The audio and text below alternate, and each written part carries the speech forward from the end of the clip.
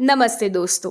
भारत के अंतरिक्ष यात्री सुनीता विलियम्स और बैरी विलमोर ये दोनों करीब 2 महीनों से अंतरिक्ष में फंस गए हैं। इन दोनों अंतरिक्ष यात्रियों को ISS यानी कि इंटरनेशनल स्पेस स्टेशन से धरती पर फिर से लाने के लिए नासा बहुत प्रयास कर रहा है, पर फिलहाल ये दोनों यात्री बहुत ही क्रिटिकल कंडीशन में फंस गए हैं क्योंकि उनके पास सिर्फ 18 दिन का पर्याप्त यान ईंधन है। इसी बीच अंतरिक्ष में उनके साथ क्या हुआ और वो पृथ्वी पर कब लौट सकते हैं, चलिए इसके बारे में जानते हैं। 5 जून 2024 को 8:22 पे नासा का बोइंग स्टारलाइनर मिशन फ्लोरिडा के cap Canaveral space force station से लॉन्च हुआ और ये यान 6 जून रात को 11:01 पर निश्चित किए हुए स्थान पर पहुंच गया। देखिए, जब भी अंतरिक्ष यान स्पेस स्टेशन पर पहुंचता है तब धरती पर मौजूद स्पेस साइंटिस्ट उनसे बात कर सकते हैं और अंतरिक्ष यात्रियों को साथ में लेकर वो निश्चित समय पर पृथ्वी पर लौट जाता है। पर रिएक्शन कंट्रोल थ्रस्टर में बिगाड़ होने की वजह से उस यान को पृथ्वी पर लौटने में काफी वक्त लग गया। अगर सब अच्छा हुआ होता तो सुनीता विलियम्स और बैरी विलमोर 13 जून को ही लौट जाते। बोइंग स्टारलाइनर यान में टेक्निकल बिगाड़ होने की वजह से उनका लैंडिंग आगे पोस्टपोन होता गया। पहले 18 जून, फिर 22 जून, फिर 26 जून, ऐसा करते करते आगे बढ़ा दिया गया। पर आज भी उनकी वापसी का कोई रास्ता नहीं दिख रहा। इसी बीच वो लोग जिस यान से लौटने वाले थे उसमें हीलियम लीकेज हो रहा है और उसे ठीक करने का प्रयास भी अभी चालू है, ऐसा नासा ने कहा है। नासा के कमर्शियल क्रू प्रोग्राम के व्यवस्थापक स्टीव स्टिच इन्होंने तब बोला था कि स्टारलाइन के 28 रिएक्शन कंट्रोल थ्रस्ट में से 6 कंट्रोल थ्रस्ट 6 जून को स्पेस स्टेशन में पहुंचने के बाद ही बंद हो गए। तब से ही नासा इन दोनों अंतरिक्ष यात्रियों को पृथ्वी पर लाने के लिए बहुत मेहनत कर रहा है। टेक्निकल प्रॉब्लम दूर होने के बाद ही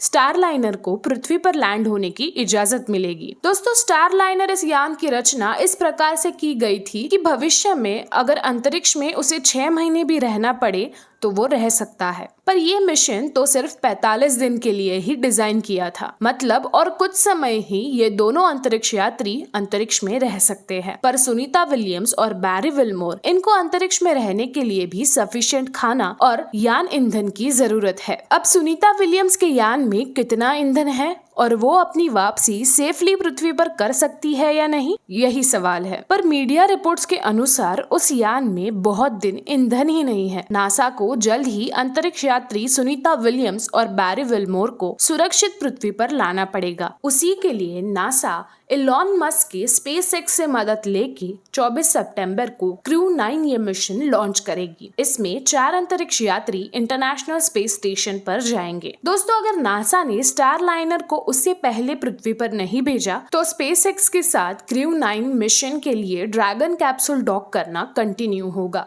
देखिए दोस्तों, अंतरिक्ष में बहुत सारे रहस्य हैं और उसका पता करने के लिए स्पेस साइंटिस्ट और एस्ट्रोनॉट्स काम करते रहते हैं। उसी के लिए अलग अलग प्रोजेक्ट्स चालू रहते हैं। 5 जून को सुनीता विलियम्स और बैरी विलमोर भी अंतरिक्ष में गए थे। बोइंग स्टारलाइनर में खराबी होने की वजह से ये दोनों लौट कर नहीं आ सके। उनकी वापसी को और भी कई दिन लग सकते हैं, ऐसा नासा ने कहा है। इसलिए क्रू 9 के लॉन्च के बाद वो स्पेस स्टेशन से कनेक्ट हो पाएंगे। उसमें स्पेसएक्स के ड्रैगन कैप्सूल में नासा के अंतरिक्ष यात्री जेना कैडमैन, निक हेग, अलेक्जेंडर गोर्बेनोव और स्टेफनी विल्सन इनको लेके अंतरिक्ष में जाएगा। अगर बोइंग स्टारलाइनर का टेक्निकल प्रॉब्लम रिजॉल्व नहीं हुआ तो नासा को सुनीता विलियम्स और बैरी विलमोर को पृथ्वी पर वापस लाने के लिए नए तौर तरीके लाने पड़ेंगे। दोस्तों, आपको इस बारे में क्या लगता है, हमें कमेंट सेक्शन में जरूर बताइए और वीडियो आपको पसंद आया हो तो लाइक और शेयर कीजिए और इमेजिनेशन फैक्ट्री चैनल को सब्सक्राइब कीजिए।